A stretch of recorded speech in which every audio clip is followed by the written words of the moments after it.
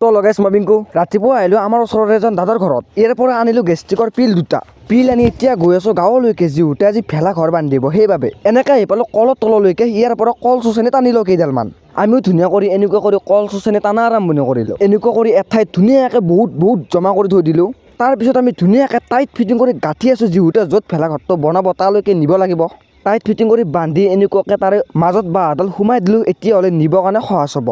Finally ধুনীয়াকৈ আমি এতিয়া লৈ গৈ আছোঁ, যিহেতু ভেলাঘৰটো বাঁহেৰে বনোৱা হ'ব সেইবাবে এইফালে আগত দেখি বাঁহো লৈ গৈ আছে। বাৰু চববিলাক চলি লগ লাগি আকৌ আমি নিব আহিলোঁ কল চুচনি। ধেমালি নহয় গাইছ, বহুত বেছি ভাগৰ লাগিছিল। হঠাৎ আহি গ'ল এইফালে এটা চেণ্টাৰ ফুষ্ট, এইটো খাই ল'ব লাগিব। আকৌ খাই অহা নাছিলোঁ গাইছ, সেইবাবে বহুত বেছি ভোকো লাগিছিল।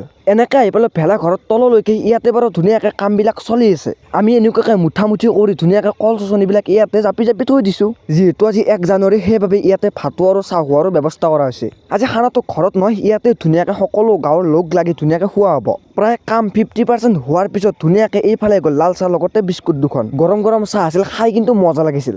বাৰু তাৰপিছত আহি গ'ল দালি ভাত লগতে মাংস, মজা লাগিব গাইছ খাই। ফাইনেলি আমাৰ একদিনত ধুনীয়াকৈ সকলো গাঁৱৰ লোক লাগি ধুনীয়াকৈ ভেলা বনোৱা হৈ গ'ল। বনাওঁতে 1 দিন, জ্বলাওঁতে 5 ছেকেণ্ড, উপায় নাই দিয়ক গাইছ। আজি মিনক নাহিছে, বাই জয় অসম।